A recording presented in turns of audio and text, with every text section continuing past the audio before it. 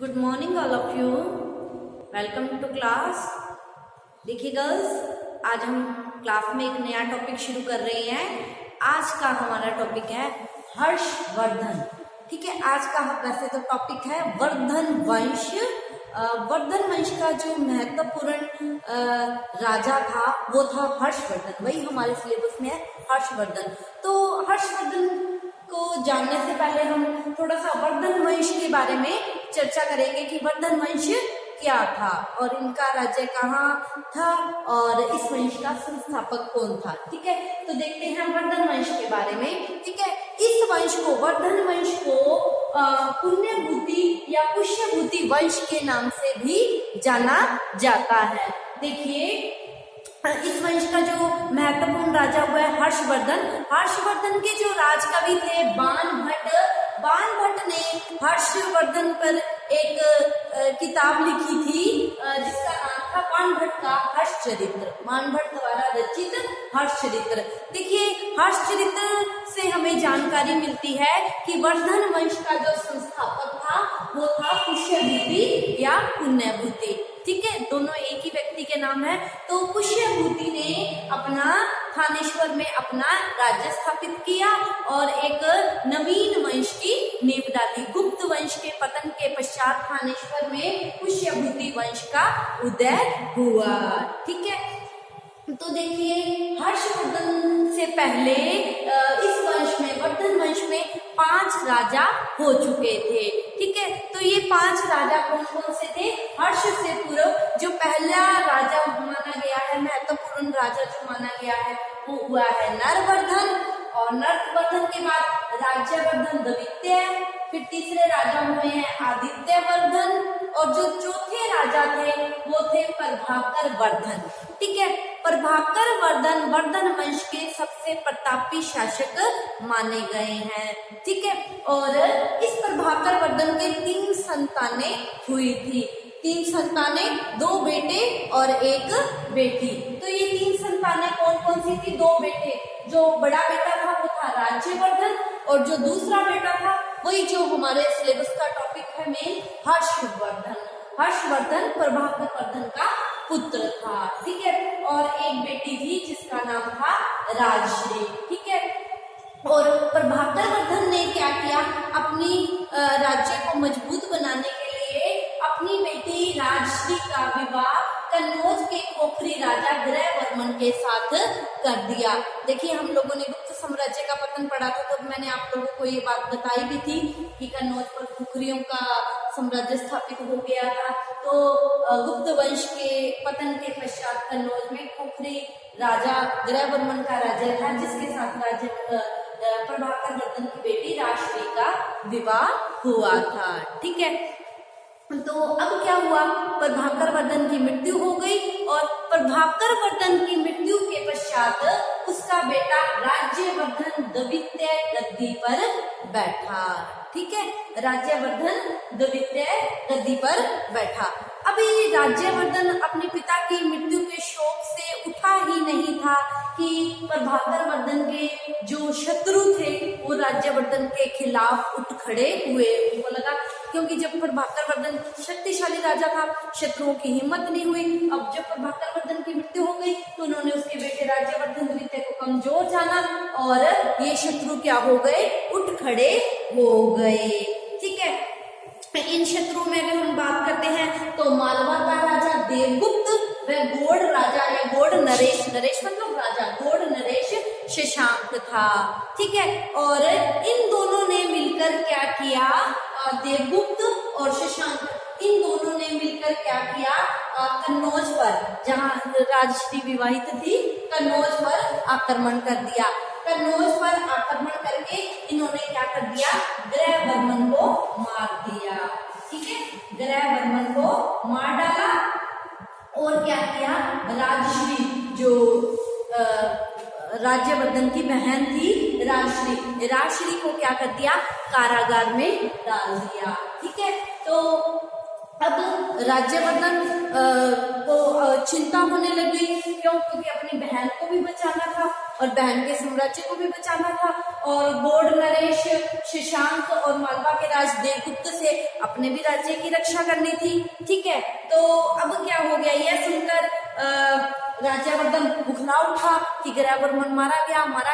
तो ये क्या हो गया, कन्नौज की रक्षा के लिए राज्यवर्धन निकल पड़ा। ठीक है, और अपने राज्य थानेश्वर का भार किसको सौंप गया, अपने छोटे भाई हर्षवर्धन को सौंपकर निकल पड़ा। ठीक है, क्यों, अपनी बहन को भी बचाना था और कन्नौज को भी बचाना था। ठीक है, तो शत्रुओं से बदला लेने के लिए चल पड़ा। सबसे पहले इसने क्या किया, राज्यवर्धन ने मालवा राज देवगुप्त को प्राप्त कर दिया। ठीक है, मालवा राज देवगुप्त को प्राप्त करने के पश्चात जैसे ही गोड नरेश शशांक की ओर बढ़ा, ठीक है, गोड नरेश शशांक के जाल में क्या हो गया, फंस गया। ठीक है, और धोखे से गोड नरेश शशांक ने क्या किया, राज्यवर्धन को मार डाला। ठीक है, तो अब क्या हो गया, राज्यवर्धन की मृत्यु हो गई और ग्रैवर्मन की जो विधवा थी राजश्री, उसको कारागार से मुक्त कर दिया, इधर उधर वो भटकने के लिए उसको छोड़ दिया। ठीक है, अब ऐसी विकट परिस्थितियों में जब राज्यवर्धन की मृत्यु हो गई, ऐसी विकट परिस्थितियों में हर्षवर्धन गद्दी पर बैठा। ठीक है, तो राज्यवर्धन की मृत्यु के पश्चात 606 ईस्वी में थानेश्वर की गद्दी पर हर्षवर्धन बैठा। एक तो पिता की मृत्यु से संतप्त था, ऊपर से भाई की भी मृत्यु हो गई, ऊपर से बहन भी कारागार से मुक्त होकर कहीं चली गई। ठीक है, तो उसके सामने इतनी विकट समस्याएं थी, लेकिन इतनी विकट समस्याएं होने के पश्चात भी हर्षवर्धन इन समस्याओं से बिल्कुल भी निरुत्साहित नहीं हुआ और उसने बड़े ही धैर्य के साथ काम लिया। ठीक है, तो उसने क्या किया, सबसे पहले क्या किया, इसने अपनी दिग्विजय की ओर प्रस्थान किया। कैसे इसने अपनी दिग्विजय की, देखिए सबसे पहले क्या हो गया, कन्नौज के उत्तराधिकार का जो प्रश्न था, अभी कन्नौज का क्या किया जाए, कन्नौज के मंत्रियों ने हर्षवर्धन को कहा कि आप ही कन्नौज के राजा बन जाइए, लेकिन इसने क्या किया, अनिच्छा प्रकट की, कल को लोग कहेंगे कि बहन का साम्राज्य ही हड़प लिया। ठीक है, तो इसने कन्नौज का संरक्षक बनना स्वीकार कर लिया, मैं कन्नौज का संरक्षक बनकर कार्य करूंगा। अब कन्नौज और थानेश्वर दोनों की सेनाएं मिल गई आपस में। ठीक है, तो हर्षवर्धन की शक्ति क्या हो गई, बढ़ गई। ठीक है, अब हर्ष ने अपनी दिग्विजय की ओर प्रस्थान किया। ठीक है, तो हर्ष ने अपनी दिग्विजय की ओर प्रस्थान करने से पहले एक प्रतिज्ञा ली थी, और हर्ष की वो प्रतिज्ञा क्या थी, देखो, हर्ष ने प्रतिज्ञा की थी कि मैं अपने पिता के चरणों को स्पर्श करता हुआ कसम खाता हूँ कि मैं इस पृथ्वी को घोड़ों से रहित कर दूंगा, मतलब घोड़ों का नामो निशान मिटा दूंगा, इस पृथ्वी को घोड़ों से रहित कर दूंगा। ठीक है, अगर मैं ऐसा नहीं कर पाता हूँ तो मैं अपने इस पापी शरीर को, जिसने प्रतिज्ञा ली पिता की और पूरी नहीं की, मैं अपने इस पापी शरीर को पतंगे की भांति आग में झोंक दूंगा। ठीक है, इस प्रतिज्ञा के पश्चात उसने अपनी दिग्विजय की ओर प्रस्थान किया और अपनी विजय योजना बनाई। ठीक है, तो इसने अपनी जब विजय योजना बनाई तो सबसे पहला इसने कार्य सोचा, अपनी बहन को कारागार से मुक्त करवाना है और कन्नौज की रक्षा करनी है मालवराज देवगुप्त से और गोड नरेश शशांक से। ठीक है, तो ये अपनी दिग्विजय की ओर चल पड़ा। पहले दिन की 16 मील की यात्रा के पश्चात असम का राजा भास्कर वर्मन ने अपना एक दूत हर्षवर्धन के पास भेजा कि मैं तुमसे दोस्ती करना चाहता हूँ। क्यों? क्योंकि भास्कर वर्मन और शशांक क्या थे, शत्रु थे। तो शत्रु का शत्रु मित्र, मतलब शशांक क्या है, हर्ष का भी शत्रु था और इसका भी शत्रु था भास्कर का। तो शत्रु का शत्रु मित्र होने के नाते इन दोनों ने मित्रता कर ली। ठीक है, अब क्या हुआ, मित्रता करने के पश्चात क्या किया, हर्ष आगे बढ़ा और हर्ष को उसका सेनापति मिला। इसके सेनापति का, हर्ष के सेनापति का नाम था भांडी। भांडी ने उसे समाचार दिया कि राजश्री कारागार से मुक्त होकर विंध्याचल के पर्वतों की ओर देखी गई है, कि वहां जा रही थी, किसी ने गुप्त सूचना दी है। ठीक है, तो इसने क्या किया, हर्षवर्धन ने भांडी को कहा कि तुम जाओ मालवराज से युद्ध करने और मैं राजश्री को ढूंढने जाता हूँ। ठीक है, और इसने राजश्री मतलब अपनी बहन को उस वक्त पाया जब वो विंध्याचल पर्वत की तरफ अग्नि में प्रवेश करने जा रहे थे और इसने क्या किया, अपनी बहन को बचा लिया, अपनी बहन को शिविर में ले आया। और उधर से सेनापति भांडी ने क्या किया, जब ये अपनी बहन को बचाने गया हुआ था, इधर से भांडी ने क्या किया, शशांक पर आक्रमण कर दिया।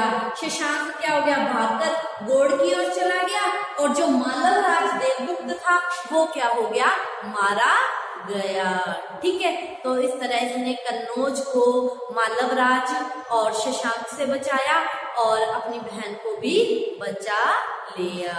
ठीक है, तो पहली विजय थी। और इसके पश्चात अब हर्ष की जो अगली विजय है उसके बारे में हम कल की क्लास में चर्चा करेंगे। आज की क्लास के लिए इतना ही। Thank you all of you. आप इसका स्क्रीनशॉट ले लीजिए।